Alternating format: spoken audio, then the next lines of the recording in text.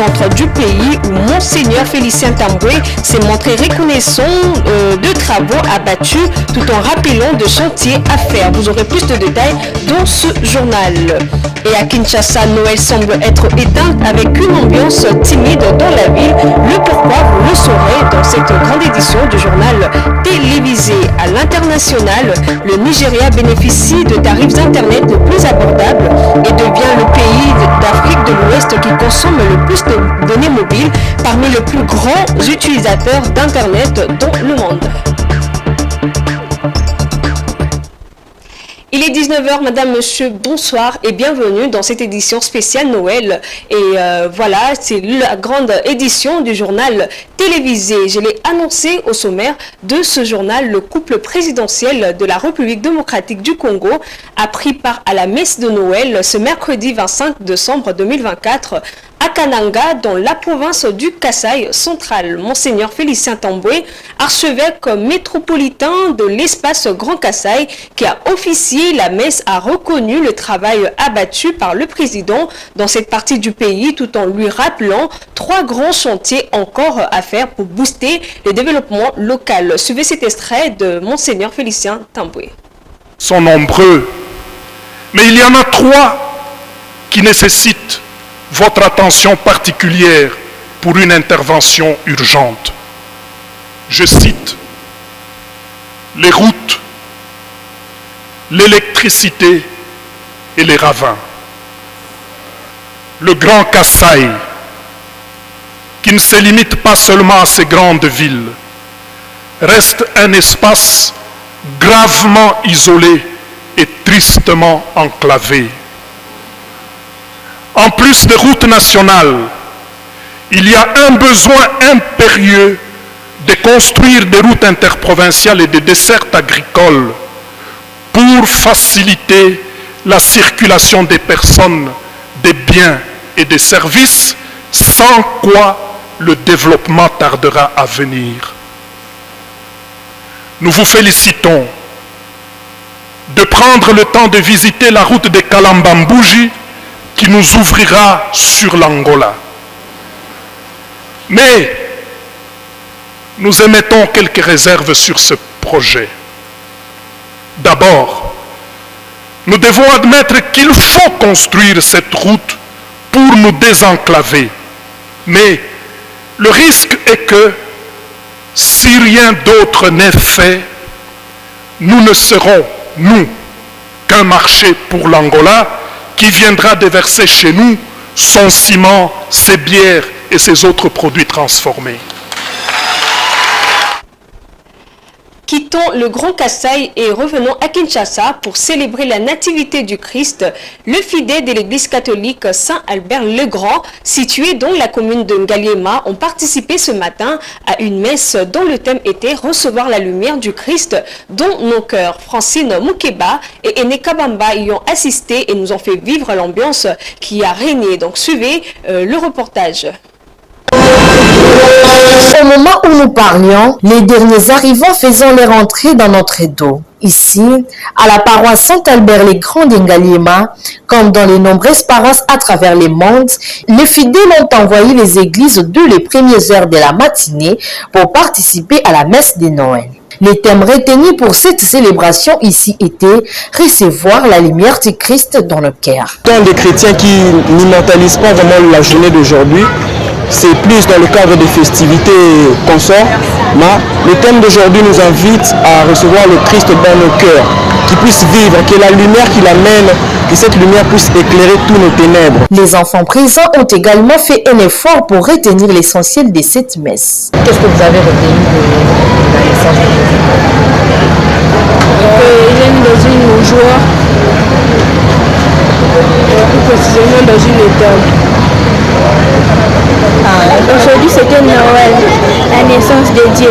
Il y avait la crèche, il y avait les anges, Joseph et Marie. Le 25 décembre reste une date mémorable pour de nombreux chrétiens, en particulier les catholiques. La date du 25 nous amène à accueillir le Christ dans nos cœurs. C'est une journée mémorable pour nous, chrétiens catholiques. C'est un temps qui nous aide à se rassembler, à partager l'amour et la joie du Christ. À travers les mondes, et notamment au Vatican, de nombreux chrétiens ont assisté à la messe de la veille de Noël. Avant de célébrer la sainte messe de la nuit de Noël, le pape François a ouvert la porte sainte de la basilique Saint-Pierre, inaugurant ainsi le jubilé des mi-vingt-cinq, placé sous le thème de l'espérance. Cette vertu chrétienne, incompatible avec la messe, invite chacun à devenir des pèlerins à la recherche de la vérité, a déclaré le Saint-Père dans son homélie. Et que la bénédiction de Dieu Tout-Puissant, le Père, le Fils et le Saint-Esprit. Alors que les fidèles de Kinshasa célébraient Noël dans une ambiance religieuse, la ville, elle, se retrouve dans une atmosphère plus calme. Ce contraste est particulièrement frappant sur l'un de ses boulevards le plus emblématiques, comme nous le montre Gigi Nende. L'absence de décoration festive est frappante sur le boulevard du 30 juin, notamment entre la gare centrale et les galeries présidentielles. Les guirlandes lumineuses et les ornements colorés, habituellement présents à cette époque de l'année, manquent à l'appel. Et ce vide décoratif se diffère fortement avec les attentes des Quinoises et Quinois, qui espéraient une ambiance chaude et joyeuse à l'image de la chaleur humaine qui caractérise la ville. Les rues autrefois scintillantes de mille feux semblent s'être assombries, laissant place à un accablement ambiant. En tout cas, jour en fait, c'est ça le lobara bien biso bato sepelaka awa mettre au moins la décoration moko ya kitoko ezate place au moins fallait ba inaugurer ngombe ba soko inaugurer te ba na fallait ba ya biso to teka bien après espèce peut-être ça ya bien ndenge loko la ville peut-être mais journal ngwesaka ka boye donc décoration moko ezate donc biso to regretter dango. Cette ambiance froide ne se limite pas seulement à l'absence de lumière et de couleurs. Elle reflète également un sentiment de frustration parmi les habitants. Les Quinoises et Quinois expriment leur désillusion face à une société où le manque de ressources se fait de plus en plus ressentir. La crise économique semble avoir étouffé l'esprit festif et qui animait autrefois la ville durant cette période. Premièrement, les piaka. Donc fêter bien comment, tandis que lobby ceux qui vous allez dans la ville transport et bandé 2000 francs. Imagine tout abimaki na palais na 50 000 à Lukata quelque chose. A foutu transport koya 10 000 kozo na 15 000. Antika la na 25 000. 25 000 na Kenya. Donc piaka ezama makasi. Le boulevard du 30 juin, un lieu de rassemblement où les familles, les amis et les visiteurs se retrouvaient pour apprécier le charme des fêtes. Aujourd'hui, il ressemble davantage à une vaste étendue de bitume où les silences remplacent les rires et les chansons de Noël. L'ambiance froide qui règne actuellement à Kinshasa, particulièrement sur le boulevard du 30 juin, entre la gare centrale et les galeries présidentielles, appelle à une réflexion collective sur l'importance de la culture, de la fête, de la solidarité et de l'innovation, où l'esprit de Noël résonne à nouveau, illuminant les cœurs de la population, la faisant oublier les difficultés de la vie. Mais au-delà de l'ambiance festive, la période de fête comporte aussi des risques pour la santé. Et si certains se laissent aller au plaisir de la table, cela peut avoir des conséquences. Rachel Misenga nous en dit plus sur les dangers des excès alimentaires. Les périodes des fêtes sont propices à la joie, mais aussi aux risques liés à l'alimentation si certaines précautions ne sont pas prises. Une intoxication alimentaire peut gâcher la célébration et mettre la santé en danger. Pendant cette période de festivité, qu'ils puissent observer ce que les enfants vont manger, que ce soit d'abord une alimentation saine, une alimentation qui a été bien cuite, et puis que les enfants ne consomment pas de façon excessive, qu'ils ne fassent pas des excès de table. S'il y a excès de table, donc c'est-à-dire nous avons lutté contre ces moyens de prévention et les enfants sont tombés bel et bien dans l'excès de table et autres, donc que nous puissions mener une attitude d'observation. En cas d'intoxication alimentaire, que faut-il donc faire? Le docteur Koma répond. Vous observez la conduite de l'enfant par rapport à cet état-là. Si l'enfant fait la diarrhée, qu'est-ce que vous allez faire? Vous donnez seulement les sels de réhydratation orale pour que l'enfant ne puisse pas faire la déshydratation. Et si la diarrhée par la prise en charge dont je viens d'énumérer, c'est-à-dire la réhydratation orale, ne se calme pas, là on peut donner des charbons actifs tels que méamycine, tels que le kaolin, manadiar. En décembre et en janvier, pendant les périodes festives, il est essentiel de respecter les règles d'hygiène et de sécurité alimentaire pour éviter les intoxications alimentaires. Beaucoup de personnes ignorent ces règles alimentaires et s'exposent ainsi à des intoxications causées par des bactéries pathogènes.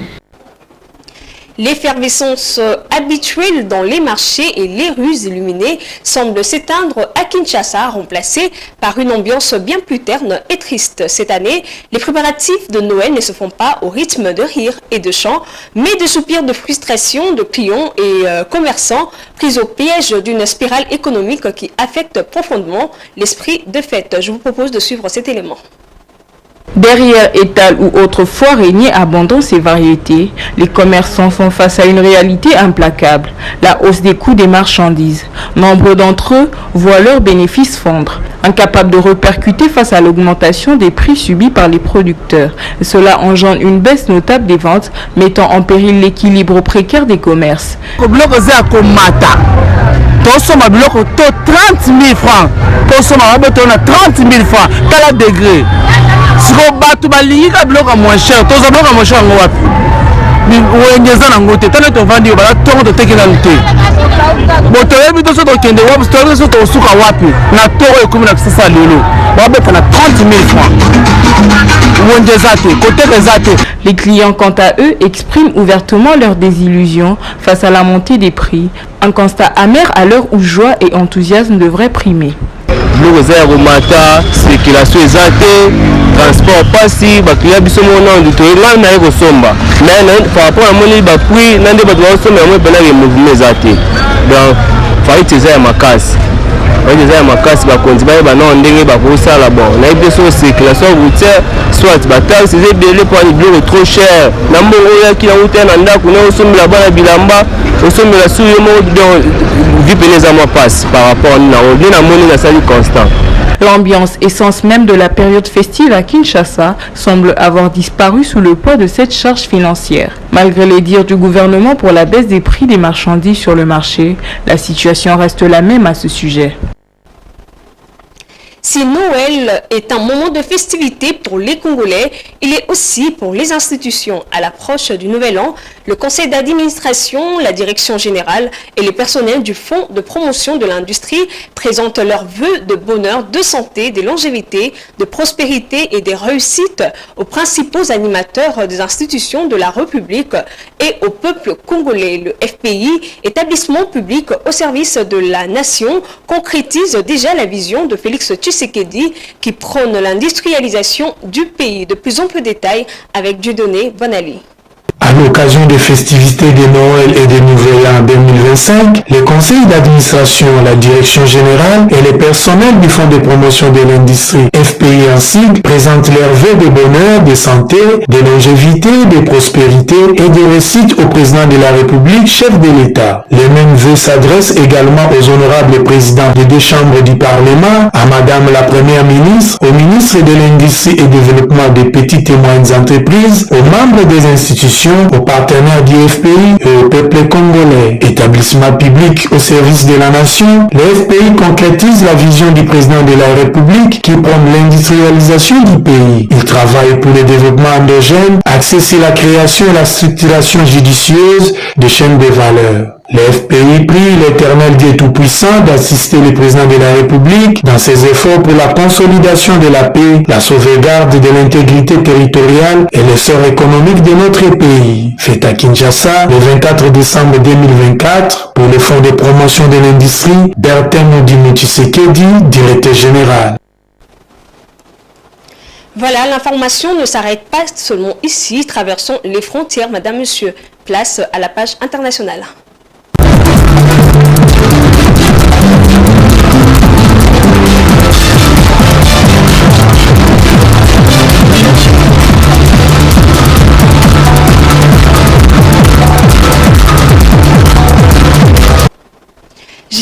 annoncé au sommaire de ce journal, la population nigériane bénéficie des tarifs Internet le plus abordables de l'Afrique de l'Ouest. Elle consomme d'importantes quantités de données mobiles et figure, selon les autorités locales, parmi les plus grands utilisateurs d'Internet au monde. Je vous propose de suivre cet élément.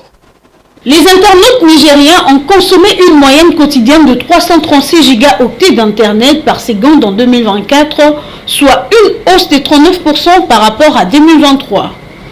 Les Nigériens passent en moyenne 4 heures et 20 minutes par jour sur les médias sociaux, ce qui est bien supérieur à la moyenne mondiale et souligne à quel point l'interaction numérique est profondément ancrée dans nos vies. En 2024, l'utilisation quotidienne de données au Nigeria s'élevait en moyenne à 336 gigaoctets par seconde, soit une augmentation de 39% par rapport à l'année précédente, ce qui témoigne clairement du mode de vie axé sur les données qu'émènent de nombreux Nigériens.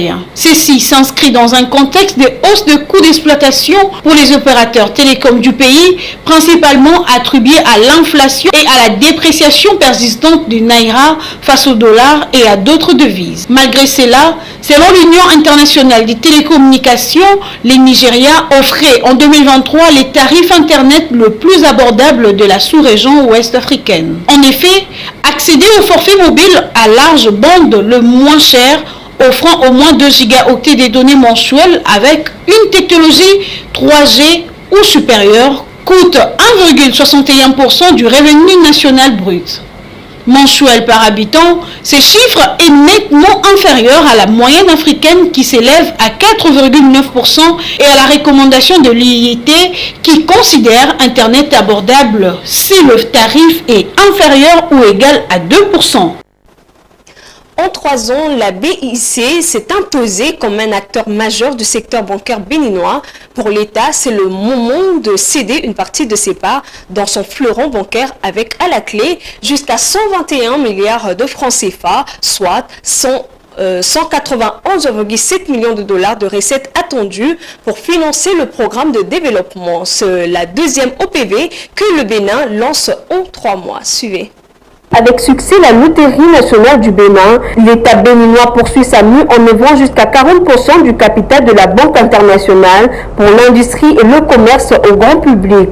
Dans cette opération, l'État cédera entre 30,4% et 40% de parts qu'il détient dans la BIC, soit 17,56 à 23,1 millions d'actions. Fixé à 5 250 francs CFA par action, le montant total attendu oscille entre 92 et 121 milliards de francs CFA, environ 145 millions à 191,7 millions de dollars, une somme conséquente pour une banque devenue en moins de 3 ans un mastodonte du paysage financier béninois. Avec un total d'actifs de 1411 milliards de francs CFA au 30 juin 2024, elle représente désormais 22% des actifs bancaires du pays, loin devant son principal concurrent, la BOA, qui en détient 14%. Sa domination s'étend également au crédit et dépôt. La BIC accorde 23% de l'encours bancaire du secteur, soit 739 milliards de francs CFA, et capte 21% de fonds collectés auprès de clients pour un total de 889 milliards de francs CFA. Ce chiffre traduit une dynamique de croissance soutenue. En 3 ans, les actifs de la banque ont plus que doublé, passant de 627 milliards de francs CFA en 2021 à leur niveau actuel de 1411 milliards de francs CFA, avec de fonds propres de 107,9 milliards de francs CFA, soit 21% de fonds propres du secteur. La BIC est la deuxième banque la mieux capitalisée du pays. Elle rivalise désormais directement avec la BOA et pourrait la dépasser d'ici la fin de l'année. Une faiblesse qui pourrait profiter à la BIC qui affiche des indicateurs robustes. Avec cette offre publique de vente OPV qui s'ouvrira le 13 janvier 2025, l'État espère séduire un large éventail d'investisseurs locaux comme internationaux. Le grand public, quant à lui, pourrait devenir l'actionnaire majoritaire avec jusqu'à 40% de parts, tandis que la Caisse de dépôt et des consignations du Bénin et la Caisse nationale de sécurité sociale conserveraient leurs positions respectives à 32% et 13%. En investissant dans la BIC, les souscripteurs miseront sur une banque solidement ancrée dans l'économie béninoise qui pourrait d'ailleurs voir ses actifs fortement gonflés par une éventuelle fusion avec la Société Générale. C'est la fin de ce journal, mais avant de vous quitter, voici le rappel de titres. Le couple présidentiel de la République démocratique du Congo a pris part à la messe de Noël à Kananga, au centre du pays, où Monseigneur Félicien Tamboué s'est montré reconnaissant de travaux abattus et a rappelé des chantiers à faire. Et à Kinshasa, Noël semble être éteinte avec une ambiance timide dans la ville suite à une spirale économique qui affecte le peuple. À l'international, le Nigeria bénéficie de tarifs Internet le plus abordables et devient le pays de l'Afrique de l'Est qui consomme le plus de données mobiles parmi les plus grands utilisateurs d'Internet dans le monde. Ce journal est complètement fini. Merci à vous, madame, monsieur, de l'avoir suivi. Bonne suite de programme sur votre chaîne Géopolis Télévision. Joyeux Noël 2024 et surtout, bonne année 2025 remplie de bonheur et de grâce. Portez-vous bien. Au revoir.